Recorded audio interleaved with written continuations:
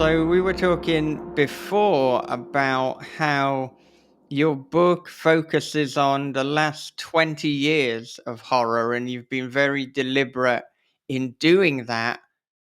I wonder, having now created the book, is there a temptation, or would you consider possibly putting out 20 years before that, 20 years before that, and turning it into a series where instead of starting with the old and ending with the new, you've started with the new and you're going to do it in future years, let's say like kind of 1980 to the noughties.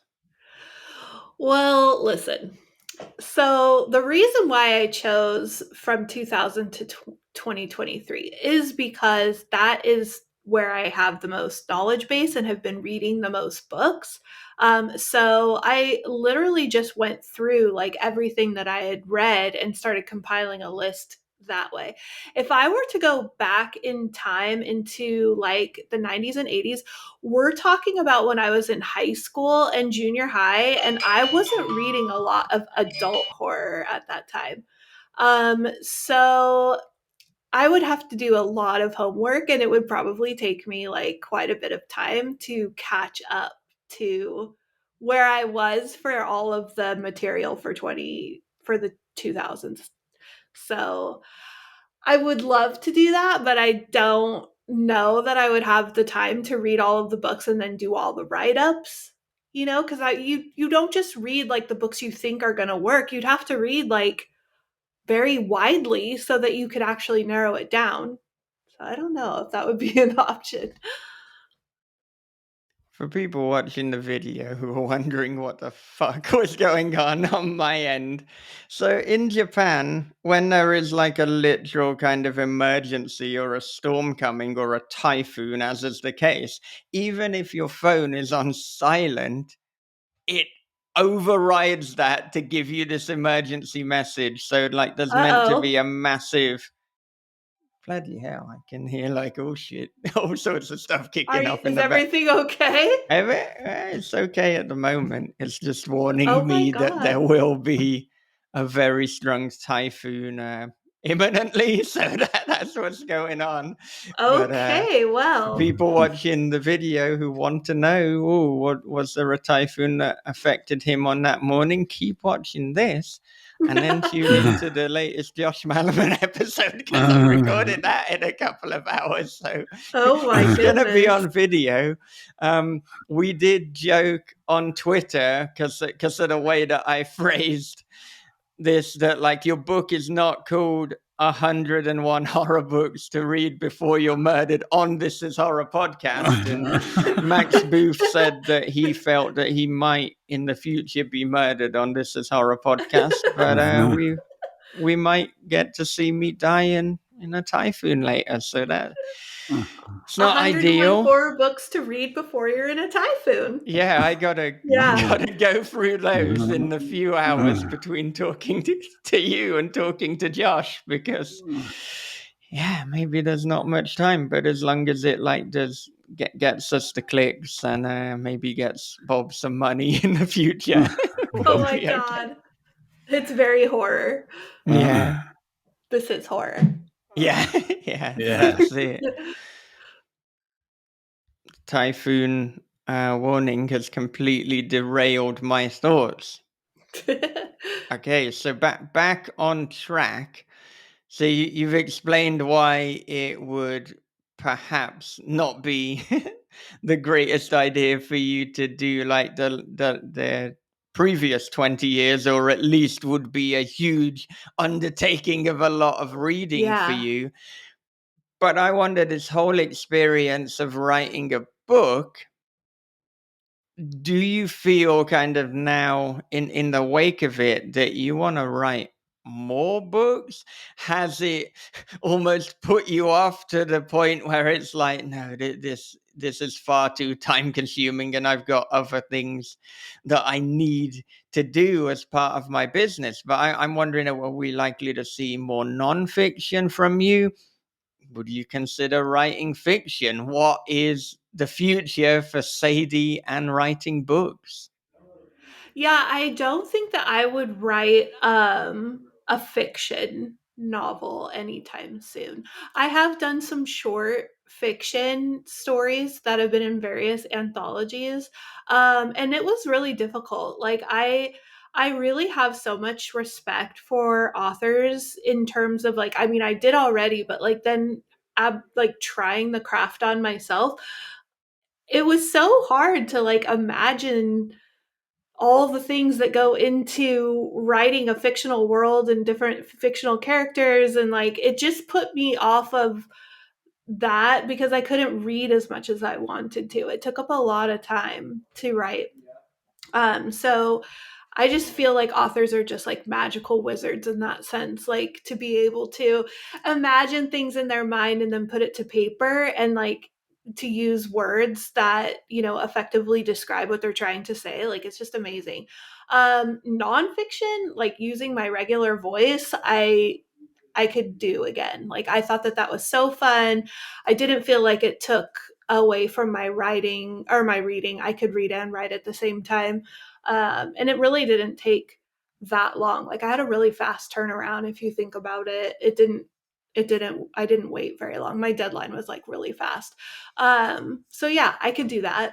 I want to do that. I think I have more in me for those for nonfiction, for writing about horror.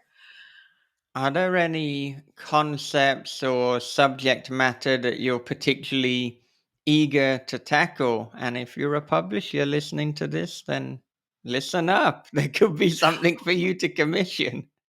Well, I did my team at Page Street Publishing is so cool, and loved working with Alexandra Murphy so much, my editor, that obviously her and I have been texting back and forth, like thinking of different ideas. So I don't want to be too, you know, verbal about some of the things that we've been talking about, but there have been some ideas passed back and forth between her and I, and honestly, there's like three top ones that we talked about that I think would be really fun. So that's a secret.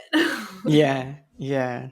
Do you envisage that you would like to do other books kind of a compendium such as this, or would you like to focus, I suppose, a book on a book or a book on a film or a more kind of niche topic? Or am I getting into the grounds of asking a too specific question so you can't actually answer that one? uh, so recommendations come really naturally for me. So I would like to do another compendium of recommendations and reading lists, but with like a different focus, but within the genre of horror.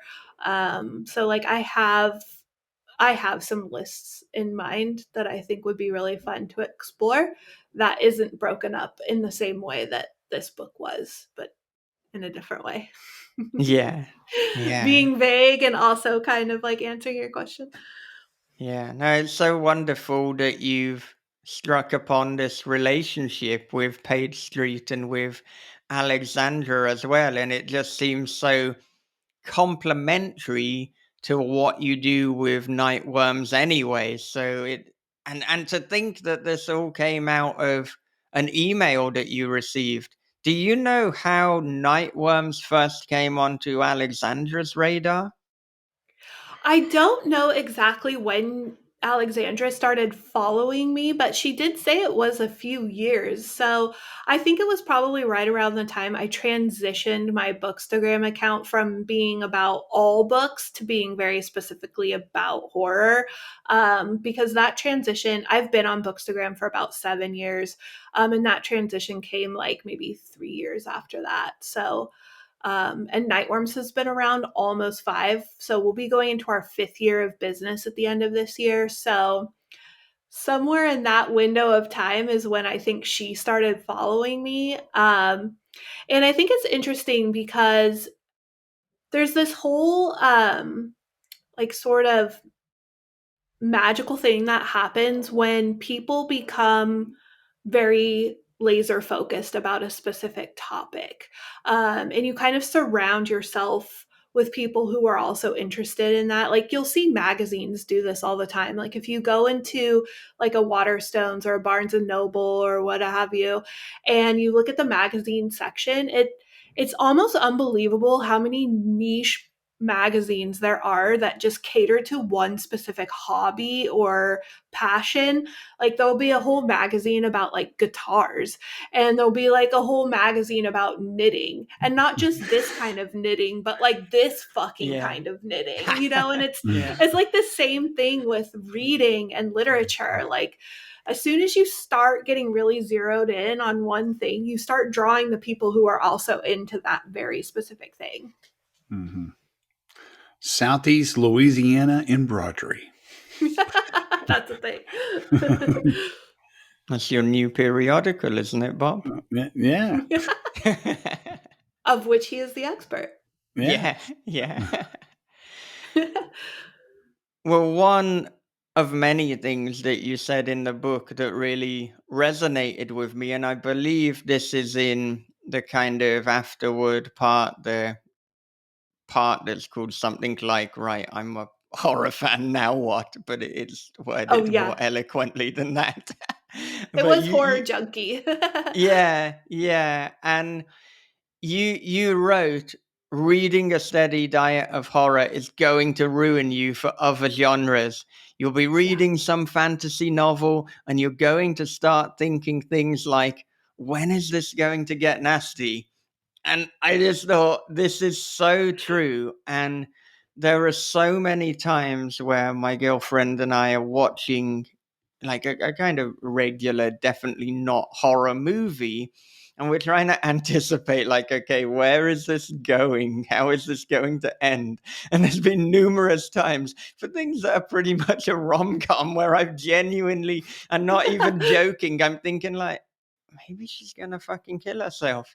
Maybe that's how we're gonna end this. And it's like, no, no Matthew McConaughey, Jennifer Aniston film ever ended with like Jennifer Aniston like going up to the tallest building. But one day, Sadie, one day they're gonna surprise me. It's like, Yeah, well, isn't that the best? yeah, yeah. But I love the films and the books where they kind of do that. They do a 180 on the genre. And I mean, a classic from, I believe, the 80s is Miracle Mile, that starts off as if it is a rom-com and then it turns into an apocalyptic novel, not novel, film. And then also in Kill List, to be honest, it starts off as if it's just a drama, a soap opera, even. And then it Mm-hmm. gets really violent. And then in the third act, oh, it gets really Mm-hmm. horror. I'm not going to spoil it, even though it's probably 20 years old now. But, yeah, if you haven't watched Kill List, you need to, because that just changes genres twice. I love Mm-hmm. that. I love that so much. Yeah, horror definitely has ruined me for other genres. And it's mostly just because I think it was a natural progression anyway. I was really into fantasy for a long time, but I ultimately got frustrated with the level of investment that comes with a lot of fantasy series. Like you kind of have to like be in for the long haul in terms of like learning the world building and the magic system and all the names. Like, and in my season of life as a young mom, I just didn't have time to like invest in those kinds of books.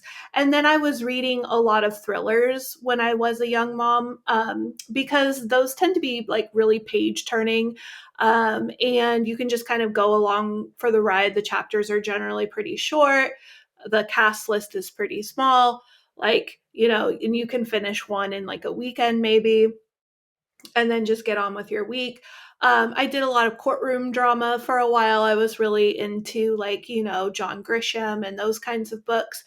And then when I discovered horror, like the high stake of like emotional high stakes and just the level of investment that comes with like kind of falling in love with characters who are going to ultimately die or be put through some kind of like tragic experience, it just becomes really addicting. And that's just what I was craving and that craving has never really went away.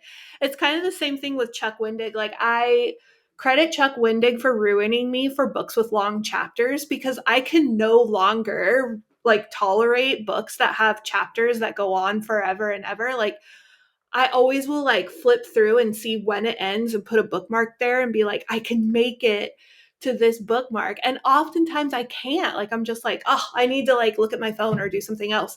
But those like bingey chapters that Chuck writes, where it's just like 2 to 3 pages, those you just keep going and you never stop. You're just like, da, da, da, da, da, da, and you finish the whole book before you even know it. So yeah, horror is like that for me now, where it's like I've just come to expect like high stakes and people dying and something scary. Like, that's what I want always.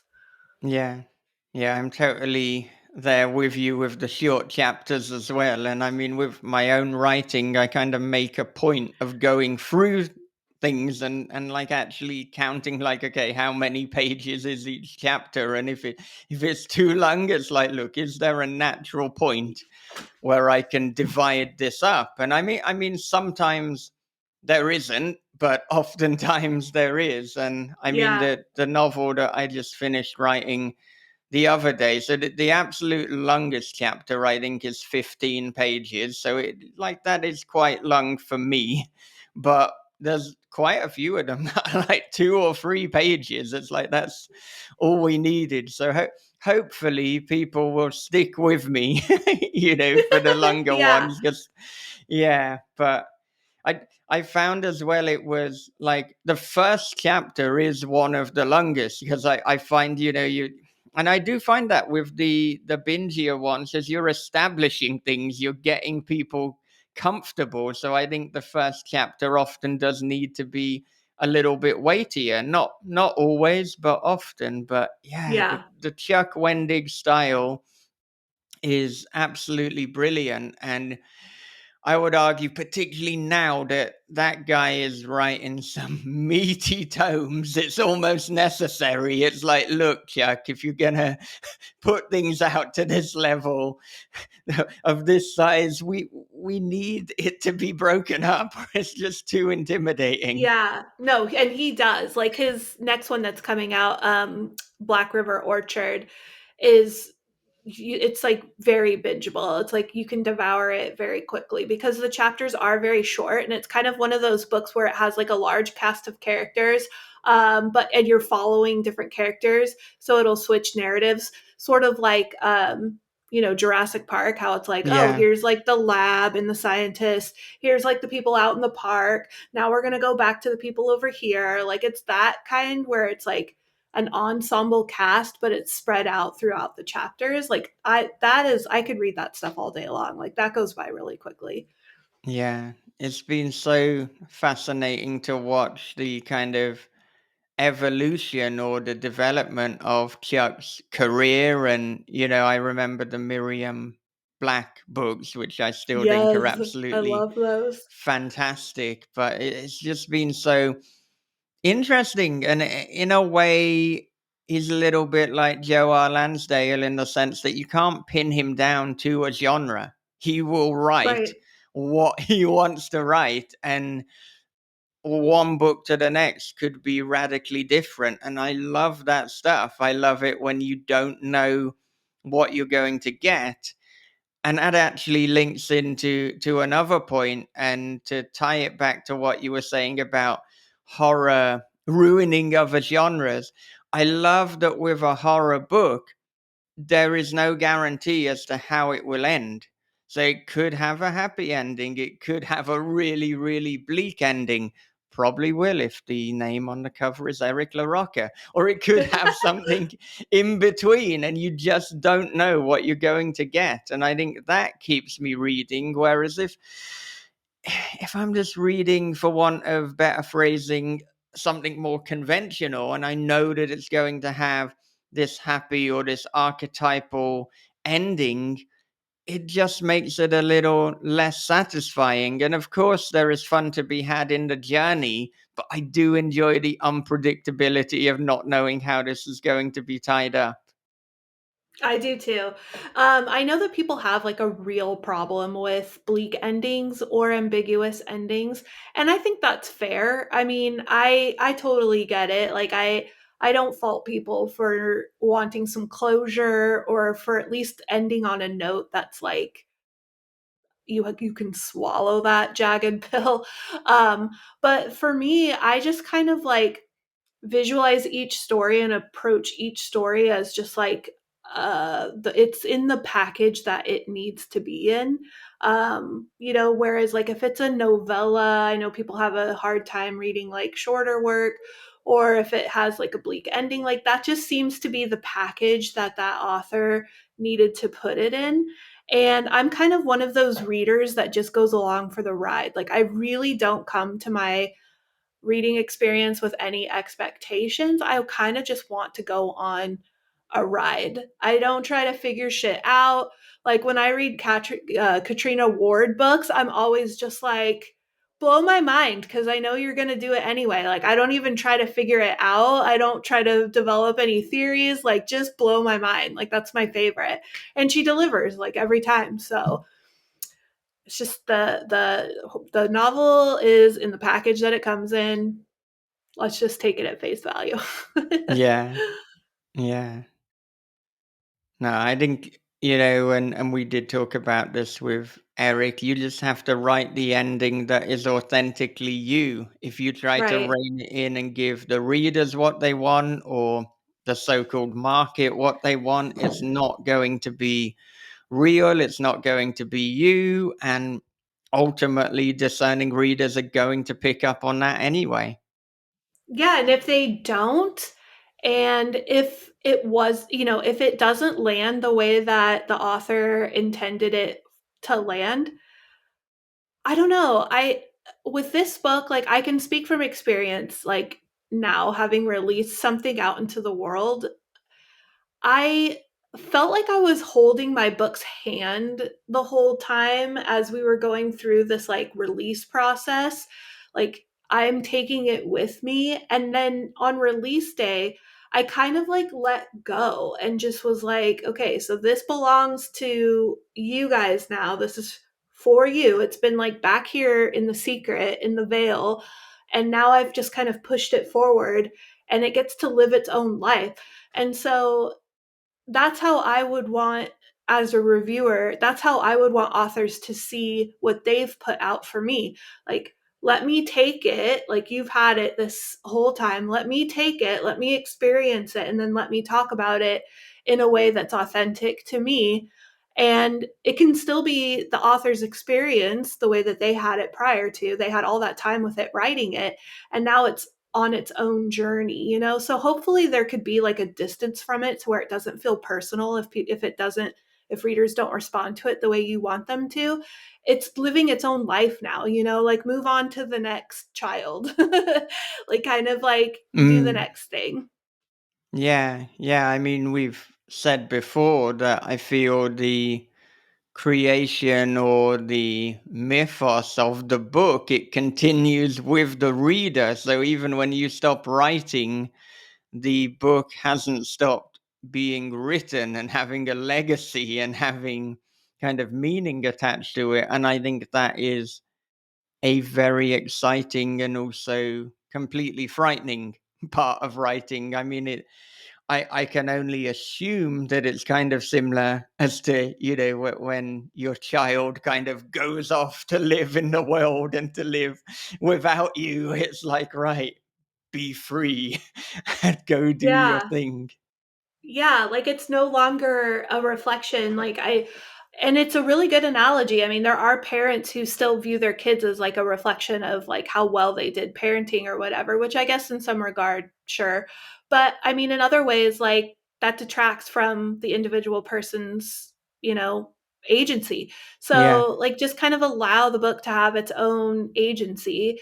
And if people completely misunderstand the point, like I don't really feel like the author is responsible for making sure that people understand the point. Like I would hate to have to like justify everything that I did. Like in this book, I would hate to have to justify all of my choices. Like it is what it is at this point. You can misunderstand the list, or you can take it however you want. It's subjective. Like at this point, it's your own. Like you can take this list and do with it what you will at this point. Like I know what I did with it. My editor saw what she wanted to do with it. Like it had its life with us, and now it's going to be something else entirely for other people. And if it's well received, great. Like it had a mission that I wanted it. Like I have a message. And if it is received, like great, I love that. If it's not and people didn't get the message, like how am I responsible for that? I'm not. Like that's up to each individual to have their way with it.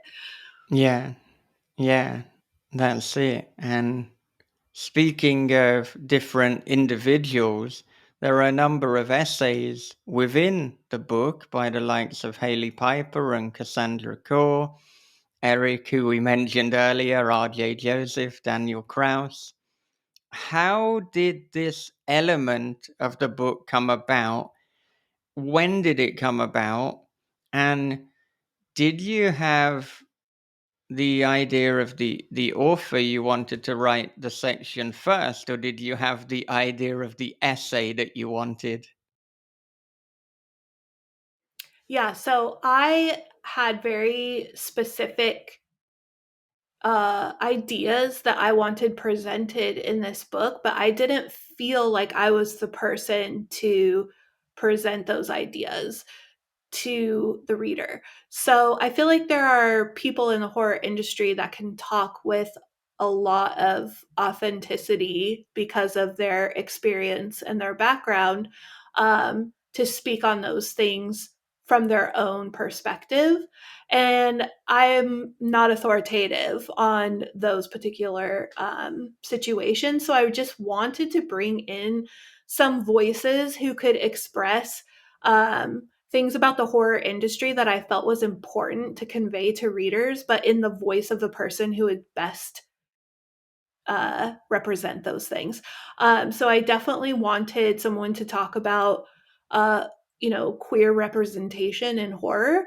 I wanted someone to talk about like the transition from being an indie author to a traditional author and like everything in between.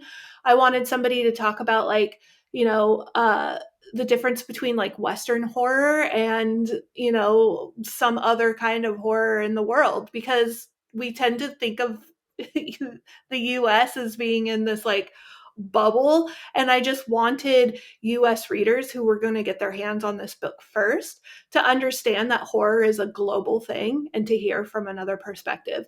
So there's all these things that I felt was really important, but I didn't want to say them. So my publishing team, we had like maybe one or two essays in mind, and then we were surprised with a bigger budget for it from whoever is higher up in that situation, and they were like, no, we want you to have like maybe 5 essayists. So then I was able to go ahead and broaden that reach and have more important things to say from more important people.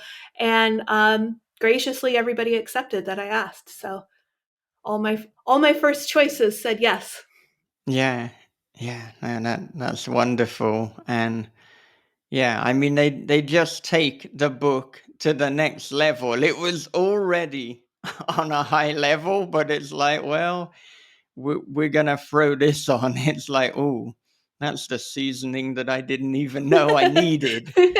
Seasoning, Um, I like that. yeah, yeah, and I love that you've got Cassandra Core kind of comparing Western and Eastern horror as well. Yeah. And you are right that Eastern horror is sometimes neglected, but it absolutely shouldn't be. And I mean, I remember when we were first talking to you, one of a film from Japan, Ju-on, I believe, was the first horror movie that kind of scared the shit out of you.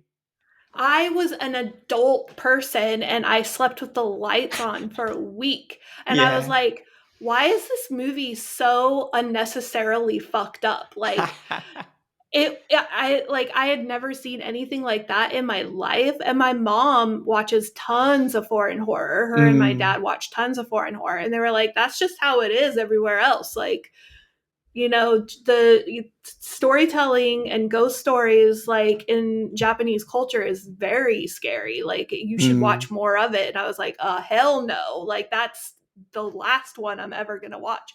It was like too scary for me. So I definitely was interested in having like a perspective of like, hey, this is why we have this cultural narrative, and this is why our horror stories are so scary. I was so glad that Cassandra wanted to talk about that. Yeah, yeah. And speaking of ghosts, do you believe in ghosts? I actually do believe in ghosts, and I'll tell you why. It's the same reason that I believe in aliens. Um, I think that of all the people in the world who have said that they saw a ghost and had a paranormal experience, if just one of those people is telling the truth, and there's been however many people who have said they've seen ghosts, billions, then it's true. So the odds are in the favor of it being true for aliens and ghosts and Right. demons. Yeah, yeah. Have you had any sort of supernatural experience or supernatural adjacent experience? I mean, not so much supernatural. Like, we did have a paranormal experience. Sorry, my And you phone keeps moved your ringing. camera at the same time, almost like we had a It's all paranoid. Whoa, it's brrr. fucking happening She's right having now. it right now. Um, we actually lived in a house that was probably haunted. Oh gosh, I'm so sorry. Um, we did have a paranormal experience in a house that we lived in. Like, we thought that there were ghosts living in this house, and it actually caught on fire, and we had to move to another location. But I was really thankful that we just got out of that situation, because there were at least 2 to 3 different paranormal experiences we had in there. One of which is when we first moved in, we had all settled into our beds at night, and I heard like footprints, like footsteps coming down the hall, like running down the hall, and they like were coming right toward the bedroom. And I told my husband, I was like, well, here's one of the kids, like all freaked out. Well, no one came into the room. And so then when my husband got up to check, all the kids were asleep, like sound asleep. So what was that? Like, we definitely heard somebody running down the hallway. Hmm. Yeah, what on earth do you do when that happens? How does that kind of even alter your perception of reality and the world? Yeah, exactly. Um, and I mean, there have been people that I trust that have had paranormal experiences and supernatural experiences too. So, I mean, even cryptids, like we could dismiss like Bigfoot or some of these other like legends and lore. But if people are serious about saying that they saw something, like, I just don't understand why they would have any reason to lie. Like, unless they're making like copious amounts of money off of like telling like some big story. But otherwise, I think they're just telling the truth. Like, that's their experience. Well, this is an endlessly fascinating topic, but It is. unfortunately, what isn't endless is the time that we have together today. So I believe that we're coming up to the time that we have. Is that about right? Do we have another five? Do we have 10? Are we all Oh out of yeah. time? No, yeah. I mean, if you have like a couple more questions, I definitely have like 10 more minutes for you guys. We always have questions, and I wanna dig deeper into the supernatural. Then, I mean, how would you define a ghost? So I think a ghost, and you know how there's like lots of like history and definitions out there for what a ghost actually is. Like, is it a soul that's like trapped here that died unexpectedly and has a story to tell and is trying to communicate to the living so that they can finally rest in peace? I think that sometimes the dimensions between the living and the dead is just thin, and sometimes there are messages that maybe need to be communicated to the living, and I just don't think there's a handbook for the dead to be able to do that in a way that makes sense to them consistently. So I think that there's sometimes like angry ghosts, and I think that there's sometimes like peaceful ghosts, and we just kind of deal with whatever we get. And I don't think there's any consistency there. I think it's just you were just unlucky or lucky enough to have that experience. Right. Um, yeah, and I don't necessarily think too that it's like a choice of the dead to be a ghost. Maybe that's I just kind of think sometimes maybe they're just trapped in some sort of situation for whatever reason. Um, but yeah, I've been to houses that just feel wrong. Like, haven't you just been to a house that feels wrong? Yeah, or it can even be a room or an area within Mm-hmm. the house. Like you can get more granular than that. It's like, well, Mm-hmm. yeah, the house is okay. Apart from that fucking room, don't go in there. That basement, something I mean, happened there. I've seen the thing that my friends were telling me to let them to believe that a room was haunted. I've seen the thing. It's like so she shows me, hey, watch. I turn off the light. You have to turn on the switch. It is not a loose switch. I have to shut this door. I'm gonna show you another room. We go down the hallway. It's me and her in on upstairs, and we come back, and she just points down at the floor and she goes, "The lights on." And I'm like, Yeah. "Okay, so it's faulty wiring." So she opens the door and she's like, "Well, you tell me what's wrong with the light switch," and the light switch is up. Yeah. And I'm like, "Somebody did that," and she's like, "Who?" And I'm like, because I'm a skeptic, so I just can't believe it. Did I feel really freaked out after that? I didn't stay much longer. Like, well, and so we went downstairs and chatted for a little bit. Me and her husband and her chatted, and then I left. And that was some weird stuff, but I, I don't believe it's a ghost. I think somebody might have But been fucking with me, I but yeah. mean, isn't that like a thing that happens to all of us? Like, I mean, that's kind of the definition of like supernatural, is it's just something Mm-hmm. that exceeds the natural and the explainable.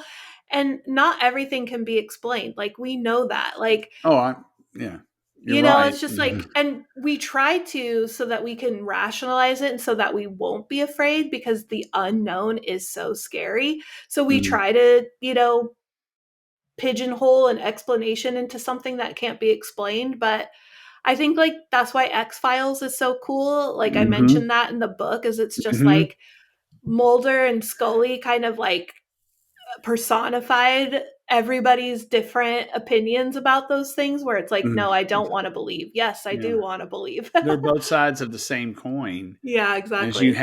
have this supernatural, and it's like it is really almost black and white. You don't have people like, I can't suddenly say I believe in it. You know, I have to. I can say that, yeah.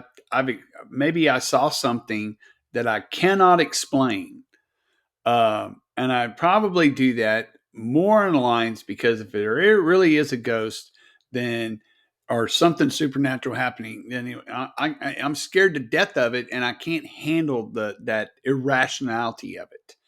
So it I probably says more understand. about me than the actual event. Yeah. So, but I have to get over myself then, So, Yeah, I mean, think about all the people who said there wasn't aliens, and now the government's basically like, okay, there is. Mhm. So Yeah. we all have to kind of come to terms with Hmm. those things at some point.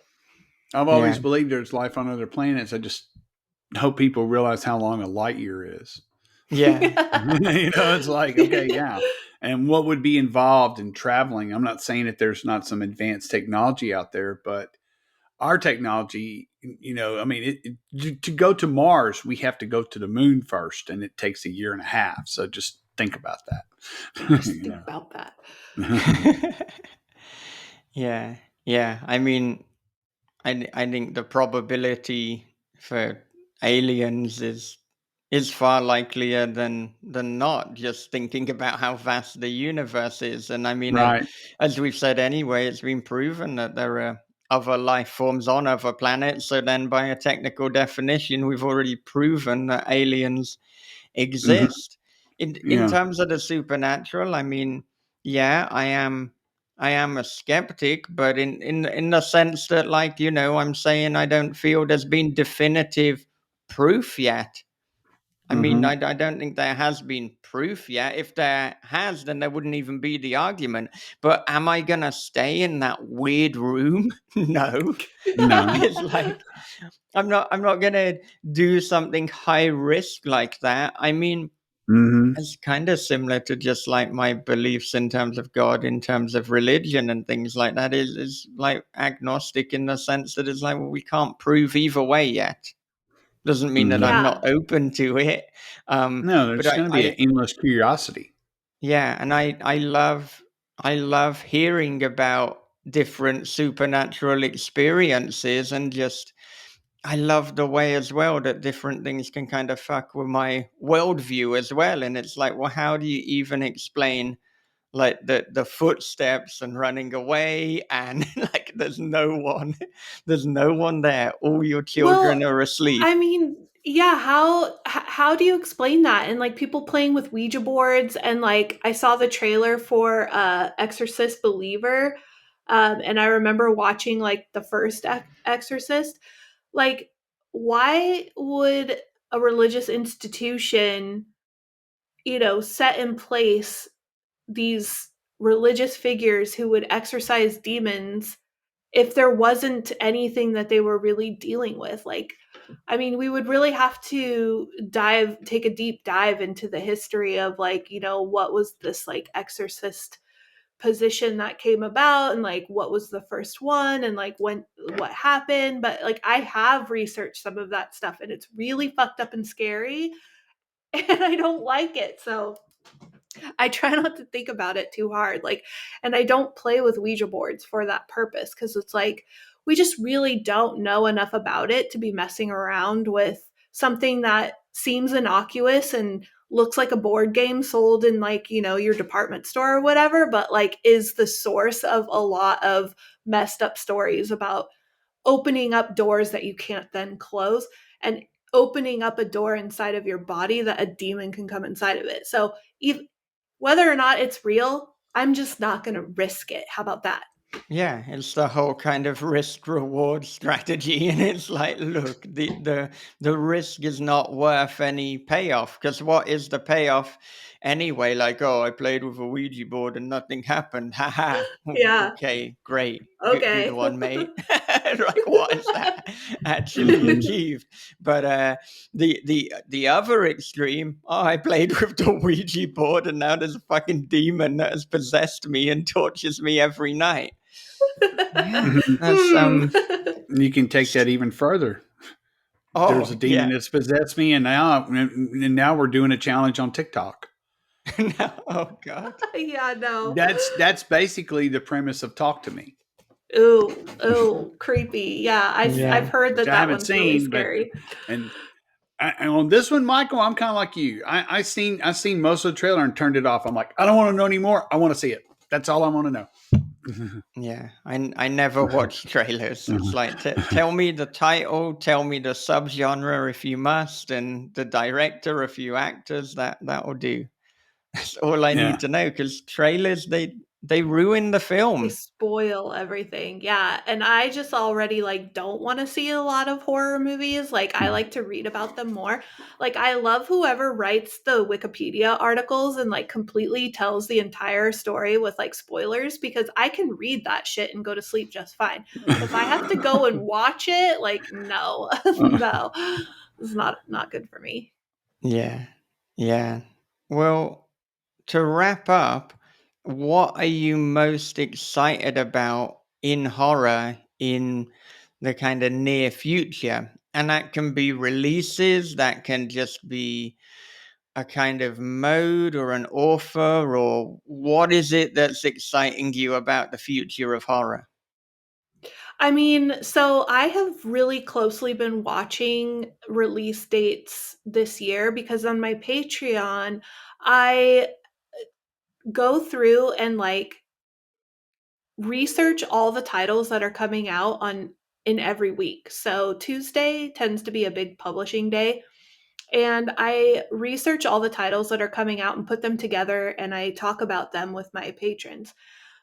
I have noticed this huge uptick in what's going on every single Tuesday. And I am so excited to see what's going to happen in 2024 because I think it's just going to keep increasing. I think we're going to see, like, instead of maybe 7 titles a week, 5 to 7 titles a week, I think we're going to be getting like closer to 10 or 15 titles a week between traditional and indie pub, which means that we're getting on average 40 to 50 new horror books every month. And that's fucking crazy. And I'm excited about that. It Mm-hmm. it is crazy, and this is why Bob and I can never speak to all the authors that we wish that we could speak to. And you know, that's why this is horror podcast is going to be an ongoing, lifelong concern for me, unless podcasts become obsolete, and then I'll have to do it in another form. But Mm-hmm. just as you think you're getting near to talking to all the people about all the books, there are multiple more books, more authors. It's such a great time, but it means that Mm-hmm. it's never going to be over. This journey is never going to be complete, which Yeah, is it's a good wonderful. thing. Yeah, Yeah, Mm-hmm. bring it on. yeah. Well, everyone should go out and they should pick up a copy of 101 Horror Books to Read Before You're Murdered. It is out right now. It is a unique book. You can read it in any way you want. You should have it on your coffee table. You should introduce people Whoop. to it. Sadie is holding it up right now. It is This also is in my the advanced background reading of comprehension. my screen. But I mean, where else can people connect with you? So, like I said, I'm on Patreon. You can subscribe. I do a lot of book reviews there. I talk about horror. I do themes. I do recommendations. And I talk behind the scenes about Nightworms and my book. Um, then I also am on Substack for a newsletter that I try to do at least twice a month. I'm also on Twitter, which is now called X, which I'm not on very often because I think that place is like weird now. I'm also on Instagram, which is my home base. So I'm on Instagram the most for social media, kind of dabbling on Threads a little bit, which is, you know, the text based Mm. replacement for Twitter that is run through Instagram, but I'm not really there as much either. So I think the best possible place if you want to stay in touch is on Instagram, TikTok, sort of, kinda. And I have a book club now on Fable where we are reading 101 horror books to read before you're murdered. And then I'm going to move on to doing more books this year. So I have like Victor Laval's The Changeling coming. We're going to do Christopher Golden's book, All Hollows, in October, and then the sky's the limit after that. So, All right. Do you have any final thoughts to leave our listeners with?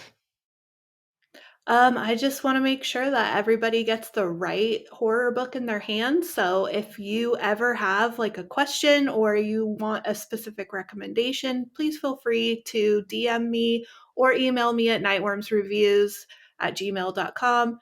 Go ahead and ask me, and I will see if I can help you. Or you can buy my book because there's like 101 recommendations plus some in there that you could probably find. So, All right. Thank you so much for joining us. thank you.